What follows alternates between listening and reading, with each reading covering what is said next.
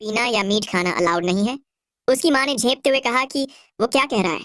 उन्होंने कभी कभार मीट तो खाया है, लेकिन अल्कोहल कभी नहीं। वनवा ने कहा कि अब से उन्हें पोर्क फैट खाना भी अलाउड नहीं है।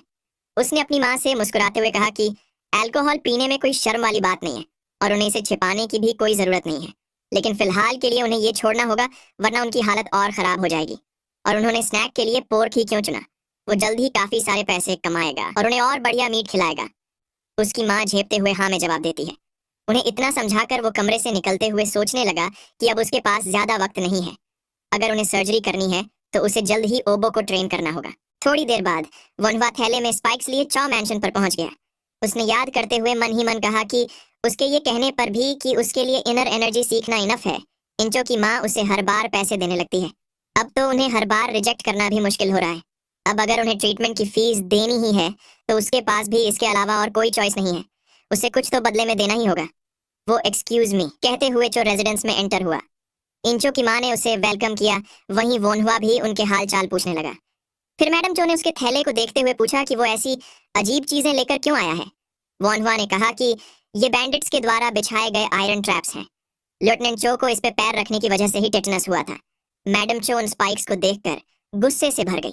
उन्होंने वोनहुआ से पूछा कि उसके इन डिस्गस्टिंग चीजों को यहाँ लाने के पीछे जरूर कोई वजह होगी।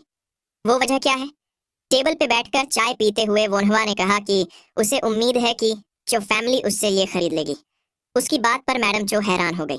वोनहुआ ने बताया कि अगर इन्हें पहाड़ों पे ही छोड़ दिया गया तो ये और लोगों के लिए खतरा बन जाएगा और टेटनस के पेशेंट्स भी बढ़ सकते हैं।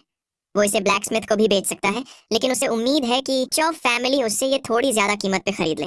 उसे हर बार पेमेंट रिजेक्ट करना अजीब लगता है और अब उसे ऐसे अचानक से पैसे लेने की बात पे शर्म महसूस हो रही है। मैडम चो ने दंग होते हुए कहा कि क्या बस इतनी सी बात के लिए वो इतना ज्यादा अनकंफर्टेबल हो रहा था? उन्होंने आगे कहा कि वो उसकी बात समझ सकती है, लेकिन क्या ये काफी कम नहीं होगा? उन्होंने सुना था कि वो गरीब लोगों को बिना पैसों के ट्रीट करता है।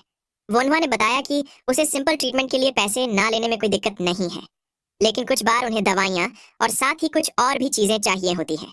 इसीलिए वो उनसे ये फेवर मांग रहा है, क्योंकि अमीर लोग इतना दूर किसी गांव में इलाज करवाने आते नहीं, इसलिए वो एक ब्रांच बनाने की सोच रहा था। लेकिन फिर वो गरीब लोगों का ठीक से ध्यान नहीं रख पाएगा। काश उसके पास एक से ज्यादा बॉडीज होती। इसीलिए वो उम्मीद कर रहा था कि जो फैमिली इन आयरन ट्रैप्स को महंगे दाम पे खरीद ले। मैडम चो ने खड़े होते हुए कहा कि उसके पास टैलेंट के साथ ही अच्छा दिल और बढ़िया कारण भी है। वो तिजोरी से कुछ निकालते हुए बोलने लगी कि इंचो ने जो कहा था वो वाकई सच था। उन्होंने वोनहुआ के सामने एक बॉक्स रखते हुए कहा कि उनकी फैमिली उससे आयरन ट्रैप्स खरीद लेगी, लेकिन चूंकि उसने खुद कोई प्राइस नहीं बताई है तो उसे कुछ कंप्लेन नहीं होनी चाहिए जब खरीदने वाला खुद प्राइस डिसाइड करे। बॉक्स खुलते ही उसमें से 100 सिल्वर कॉइन्स निकलते हैं। इससे वोनहुआ पूरी तरह से चौंक जाता है। वो कहने लगा कि आयरन ट्रैप्स का इतना प्राइस कुछ ज्यादा ही हो जाएगा। मैडम चो ने मुस्कुराते हुए बताया कि उन्होंने पहले ही कहा था कि इसका प्राइस वो खुद डिसाइड करेगी, क्योंकि वो एक बायर है। उन्हें उम्मीद है कि वोनहुआ इन सारे पैसों को पेशेंट्स के लिए ही यूज ना कर दे। तभी पीछे से इंचो कमरे में आता है। उसने चिल्लाकर पूछा कि उसने सुना था कि वो कमीना वो फिजिशियन वोनहुआ इधर है। उसे देख वोनहुआ भी चौंक गया। इंचो उसका हाथ पकड़कर ले जाते हुए कहने लगा कि क्या उसे पता भी है कि उसने उसे कितना ढूंढा? वो उसे कुछ सिखाने वाले बंदे से खुद को ढूंढवाने का काम कैसे करवा सकता है? वनवा ने बताया कि वो भी बिजी था, उसके पेशेंट्स कोई कम नहीं है। इंचो उसे चुप रहने को कहकर ले जाने लगा। उसने अपने सर्वेंट को ऑर्डर दिया कि वो हुआ फैमिली के हेड को बता दे कि वनवा आज घर नहीं जाएगा। वनवा भी उसकी बात पे हैरान रह गया। थोड़ी देर बाद शाम के वक्त वनवा और इंचो बैकयार्ड में खड़े थे। इंचो ने कहा कि उसकी फैमिली के सीक्रेट आर्ट का नाम है इमॉर्टल ची फ्लो। इसके बाद इंचो उसे अपनी 7 पुश्तों की हिस्ट्री बताने लगा। वोनवा इरिटेट होकर सोचने लगा कि कौन सी कहानी इतनी लंबी होती है। तभी इंचो ने उसे ये बात याद रखने को कहा कि वो इस टेक्निक के बारे में किसी को भी नहीं बता सकता, उसकी खुद की फैमिली या बच्चों को भी नहीं। अगर वो गॉड और अपने पूर्वजों के नाम पर इस बात की शपथ लेता है तो वो उसे सिखाना शुरू करेगा। वोनवा ने भी उसे ठीक है कहा। तभी इंचो ने बताया कि अगर उसने अपना वादा तोड़ा तो गॉड और हेवन उसे पनिश करेंगे और उसके पूर्वजों का नाम मिट्टी में मिल जाएगा। और सबसे इंपॉर्टेंट बात की जो सरनेम वाले सारे लोग उसे अपने दुश्मन की तरह देखेंगे। वोनहुआ ने सोचा कि ये तो थोड़ा डरावना है। तभी इंचो ने कहा कि अब वो उसे सिखाना शुरू कर रहा है। इमॉर्टल ची फ्लो में सबसे इंपॉर्टेंट चीज ब्रीदिंग होती है। अपने पैर को अपने कंधों जितना चौड़ा रखो और अपने पेट में ऐसे सांस लो जैसे कि तुम जमीन और आसमान को अंदर खींच रहे हो। वोनहुआ ने भी उसकी बात मानी और उसके कहे मुताबिक वो टेक्निक परफॉर्म करने लगा।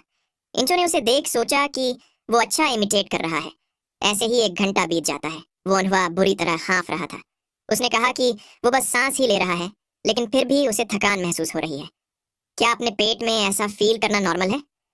इंचो ने उसके पेट की तरफ हाथ बढ़ाते हुए ओवर रिएक्ट करने से मना किया और बताया कि उसका पेट बस वार्म फील कर रहा होगा। लेकिन तभी कुछ फील करके इंचो हैरान रह गया। उसे वोनहुआ के पेट में एनर्जी महसूस होती है। वो ज्यादा नहीं है, लेकिन उसे पक्का यकीन है कि ये एनर्जी ही है। उसे सीखे हुए मुश्किल से 1 घंटा ही बीता था और इसके पास इतनी एनर्जी आ भी गई। फोनहुआ ने उसे ऐसे देखकर पूछा कि क्या सब कुछ सही है। इंचो सरप्राइज्ड होकर सोचने लगा कि आखिर ये बच्चा चीज क्या है। थोड़ी देर बाद वोनहुआ उसे थैंक यू कहता है और बताता है कि वो घर जाकर अपनी ट्रेनिंग जारी रखेगा। इंचो ने भी उसे ठीक है कहा। वो सोचने लगा कि उसके पास एनर्जी होना पॉसिबल नहीं है।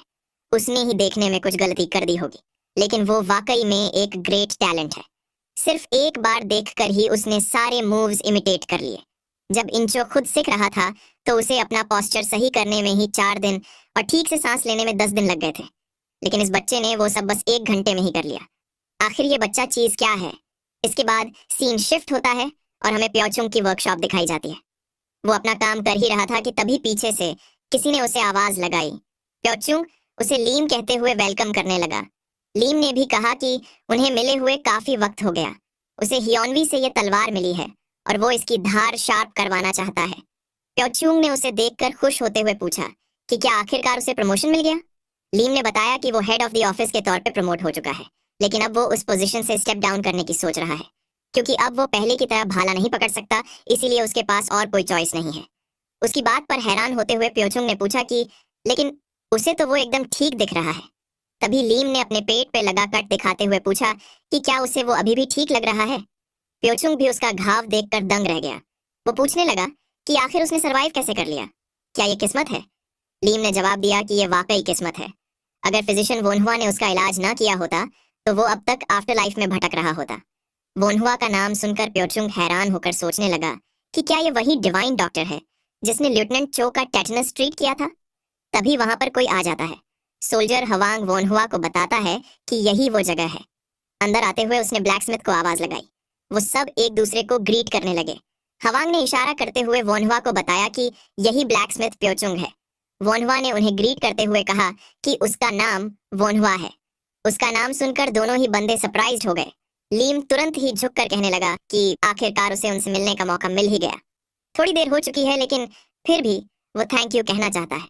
वोनहुआ ने सोचा कि ये कौन है। उसने पूछा कि वो थैंक यू क्यों कह रहा है। वो याद करते हुए पूछने लगा कि क्या वो पहाड़ों पे हुए बैंडिट्स वाले इंसिडेंट से था। लीम ने हाँ में जवाब देते हुए कहा कि वोनहुआ ने ही उसके कटे हुए पेट का इलाज किया था। वोनहुआ ने खुश होते हुए कहा कि ये तो काफी बढ़िया है। वो तुरंत ही उसका पेट चेक करने लगा। वो आदमी थोड़ा ऑकवर्ड होते हुए पूछने लगा कि वो ऐसा क्यों कर रहा है।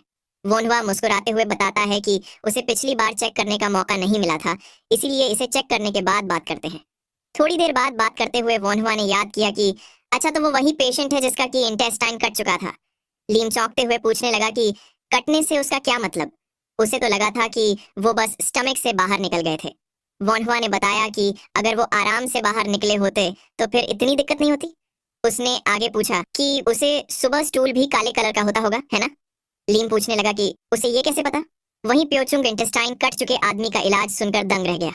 वोनहुआ ने आगे बताया कि उसे लगता है कि लीम फाट भी काफी करता होगा, वो भी एकदम गंदी स्मेल के साथ। लीम ने झिझकते हुए हाँ में जवाब दिया और बताया कि उसकी स्मेल इतनी खतरनाक होती है कि लोग एक बार में ही भाग जाते हैं। वोनहुआ ने उसे कभी भी अपना फाट रोकने से मना किया, क्योंकि इससे उसे काफी दिक्कत हो सकती है। उसने समझाया कि ऐसा इसलिए हो रहा है क्योंकि उसके इंटेस्टाइन में अभी भी ब्लीडिंग हो रही है। जब उसे गोल्डन कलर का स्टूल होने लगे तो समझ जाना कि वो ठीक से हील हो चुका है। उसे बस तब तक खुद का ख्याल रखना है और अल्कोहल से दूर रहना है। लीम झेपते हुए पूछने लगा कि क्या वो एक दिन के लिए अल्कोहल पी सकता है। दरअसल उसे अपने प्रमोशन की पार्टी देनी थी। वोनहुआ ने कहा कि ठीक है, तो फिर वो अगले साल इसी समय उसकी कब्र पे अल्कोहल चढ़ा देगा। वो अपने साथ उसके पार्टी वाले दोस्तों को भी लाएगा। उसकी बात सुन लीम डर जाता है और मना करते हुए कहता है कि नहीं नहीं, वो नहीं पिएगा। वोनहुआ ने अपना सामान ढूंढते हुए बताया कि उसे अब से नमक मसाले वाला और तेल वाला खाना भी अवॉइड करना होगा। उसके लिए गाय और शीप के दूध से बना खाना अच्छा होगा। उसने लीम के सामने एक पिल रख दी और बताया कि ये उसके घाव के बिगड़ जाने पर भी उससे मदद करेगी और साथ ही ये मेडिसिन टेटनस ट्रीट करने के लिए भी है। ये बात सुनकर वो आदमी चौंक गया और डरते हुए पूछने लगा कि क्या इसका मतलब उसे टीटेनस हो चुका था। वोनवा ने बताया कि ये जरूरी नहीं है कि ये टीटेनस ही हो, ये और डिजीज को भी रोक सकता है। लीम ने पूछा कि तो फिर तो ये मेडिसिन काफी प्रेशियस होगी ना। वोनवा ने कहा कि हाँ, वो प्रेशियस तो है, लेकिन एक इंसान की जिंदगी से सस्ती है। तभी